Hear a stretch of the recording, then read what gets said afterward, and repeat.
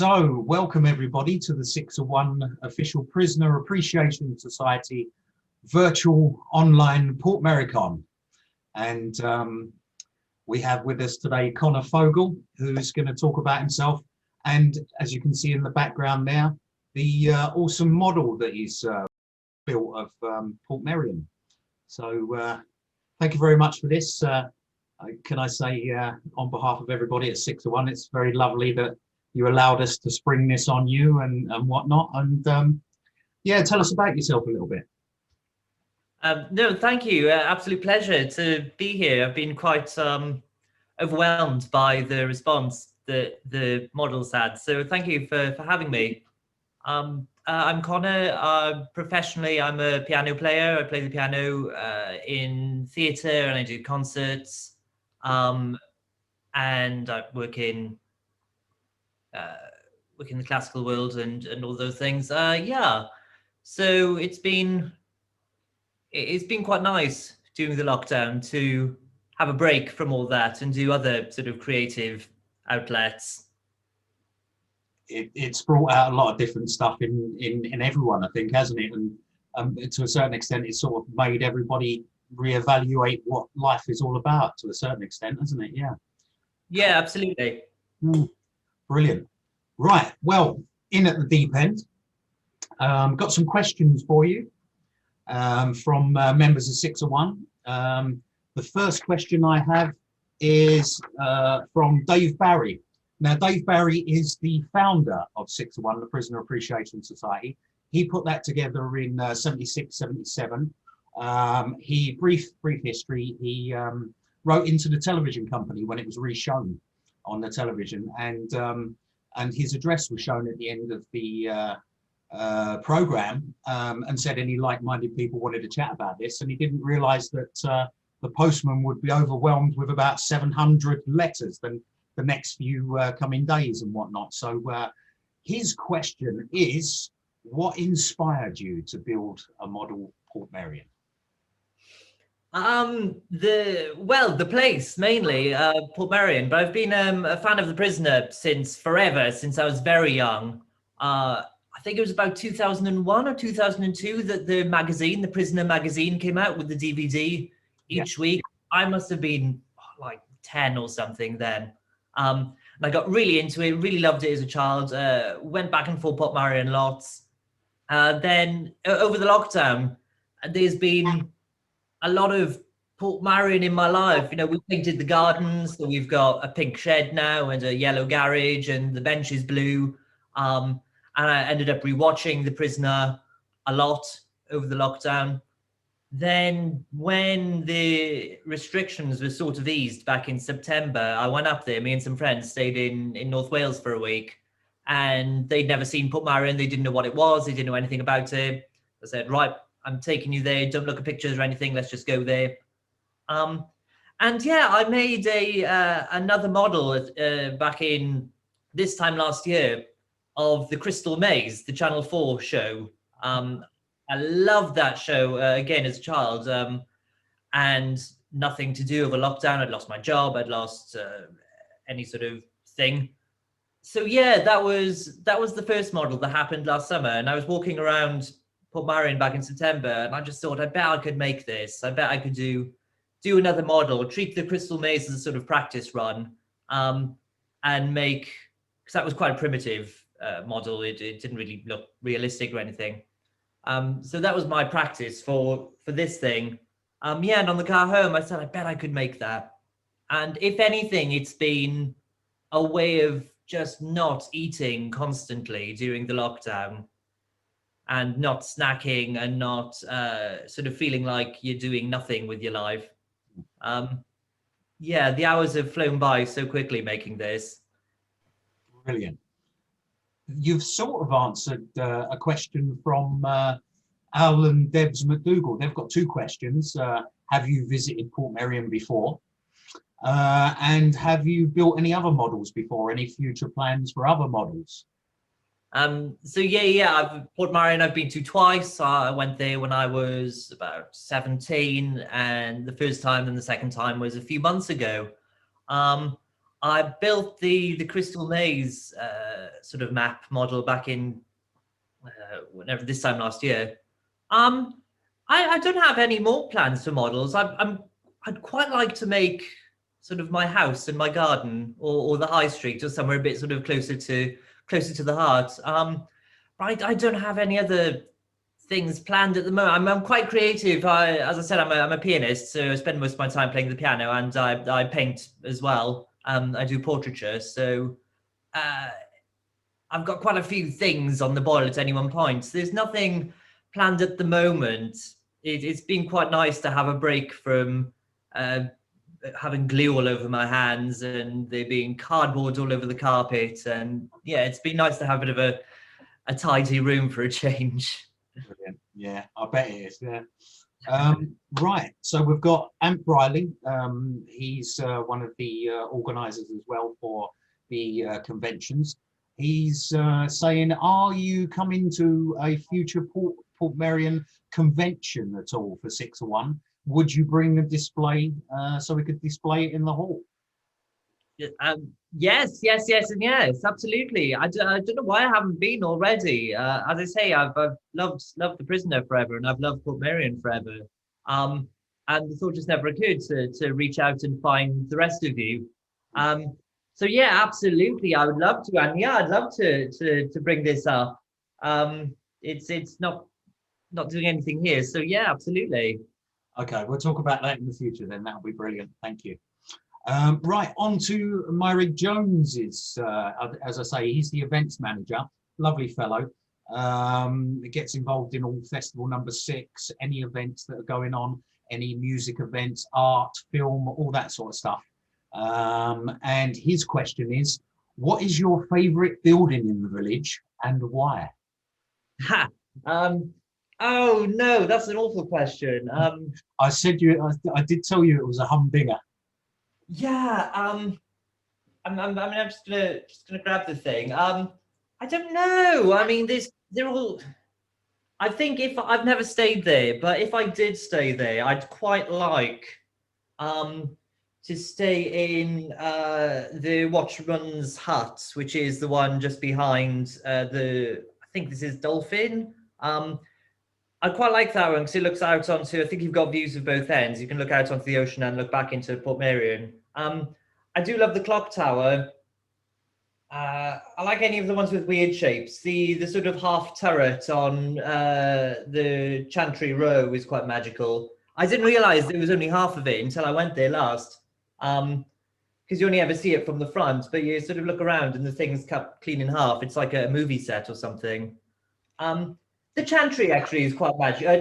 Chantry Row is quite magical. Again, I love all the buildings that are not what they seem. You look at that and it looks like four terraced houses, but apparently it's not. Same with Unicorn as well. The pink sort of mansion that's hidden at the back is so tiny. It's like a little bungalow, but it looks so vast from a distance because of the scale. But it's amazing.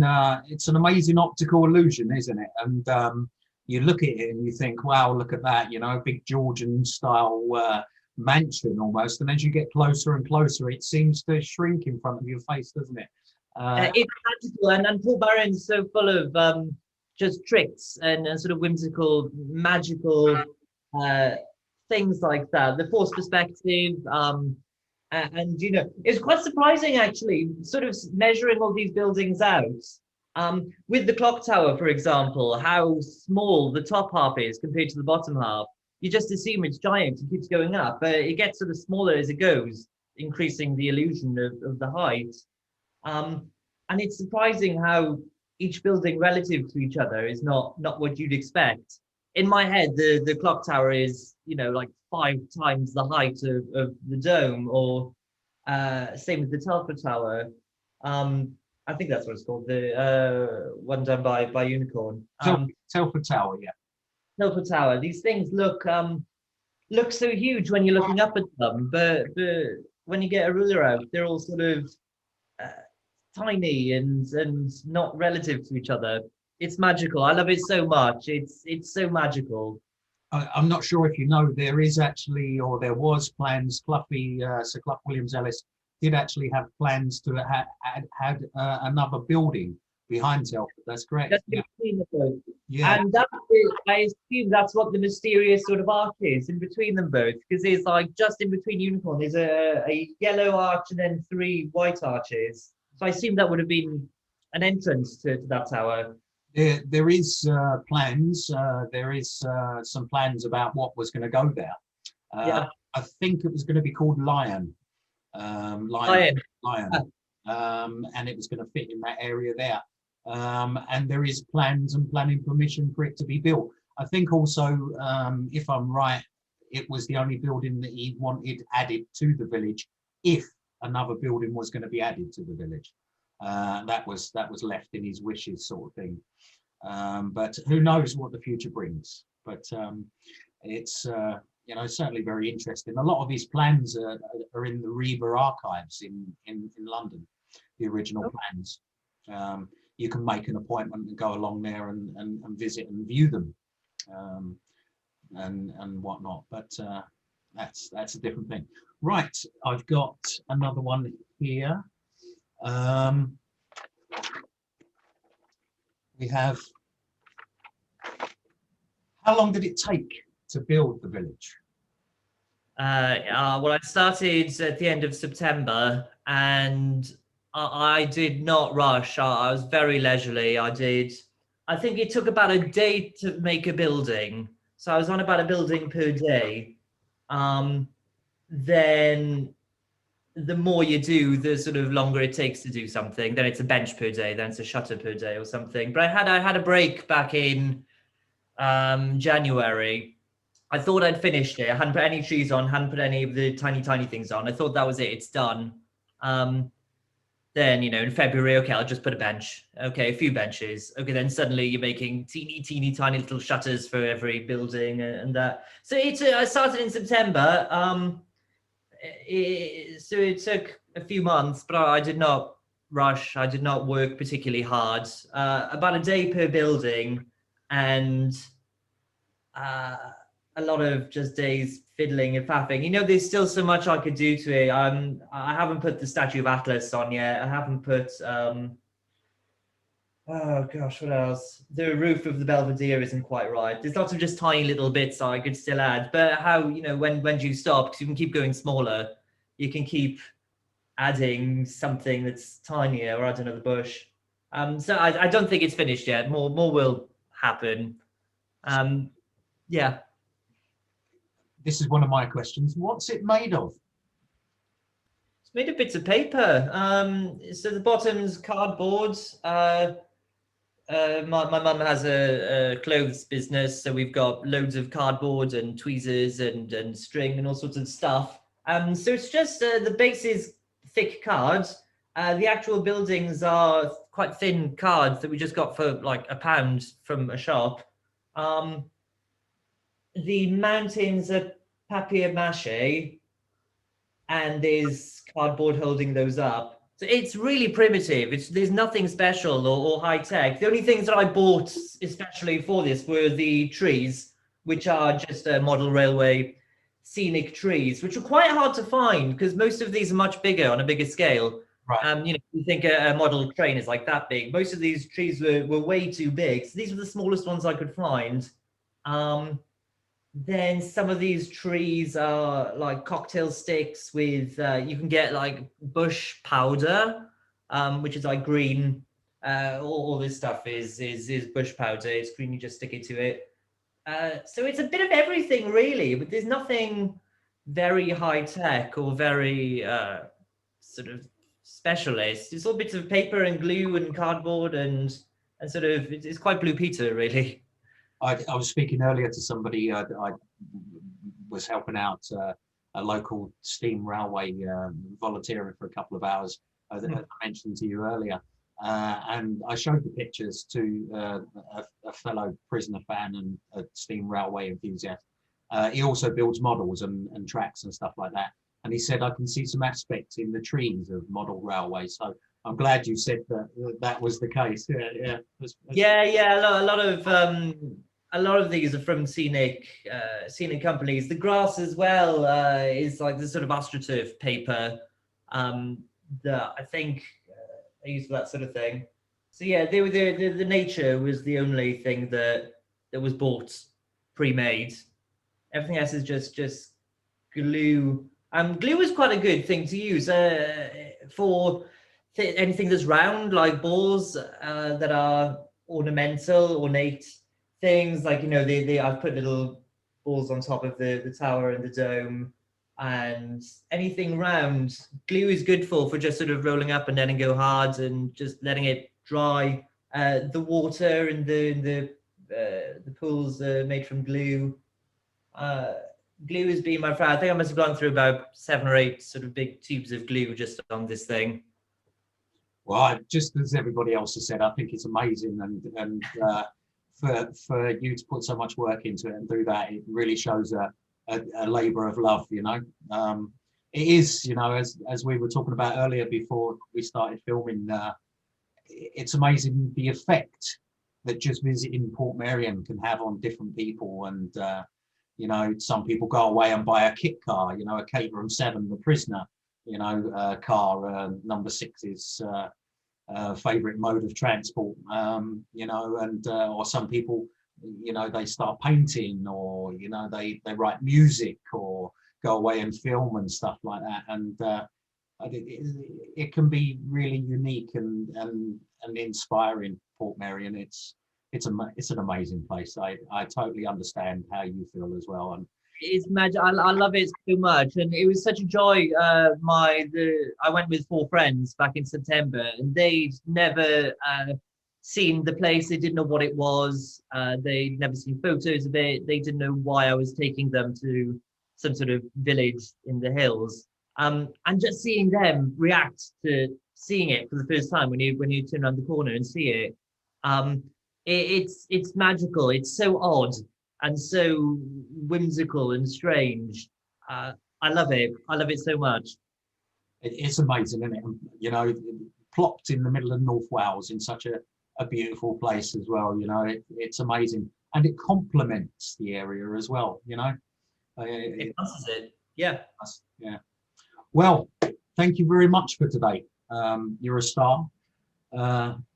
Keep up the good work with that business. You know, any updates or anything on it, like adding Atlas or mini mokes or rovers or anything like that?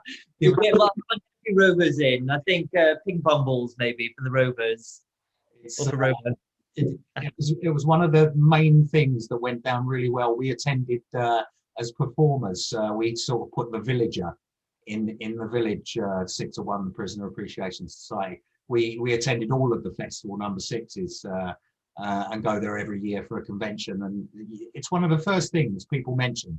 Oh, where's the big white ball? You know, where's Rover? I used to have nightmares about that when I watched it for the first time, and that noise it made, and chasing Patrick McGowan around the village and stuff. It was such a bizarre and weird and wonderful idea, you know. And iconic, and it stood the test of time as well. It's people still recognize it and still know about it. You know, it's cropped up in The Simpsons and all over the place. It's I think it was really lucky that you know, Patrick McGowan discovered Portmeirion when he was filming Danger Man, and then thought it must have perhaps, you know, and it probably did inspire him to have his own idea and do The Prisoner, you know. But I'm glad it happened. I think the Prisoner and Portmeirion go together so well. You know, they complement each other. I can't imagine it being filmed anywhere else, quite frankly. No, so I mean, but Portmeirion's the sort of other main character in the show. And of course the show adds another layer of weirdness as well to it, where it's always jarring. Now that I've been to Portmeirion so many times, jarring when you watch the show, and every time he goes into his house and suddenly it's, you know, 12 times bigger. I think that's not the roundhouse. But also I quite like that there's sort of another layer of illusion and distortion going on. The nonsensical journey of the mini moke in Arrival in the first episode as well, and you know, if you've been to Portmeirion, you know that they just went round in a very small little circle, and that was it. you know, and went up a hill and down a hill, and the illusion of it was they travelled around, and you know, it's very clever indeed. A bit like yourself with the model there. Thank you very much. Thank you very much for today. We hope to see you soon. We'll talk further about coming to the convention, and hopefully we'll be seeing you there. Be seeing you. Absolute pleasure. Thank you so much. The pleasure's all ours to have you on our virtual convention. Thank you very much.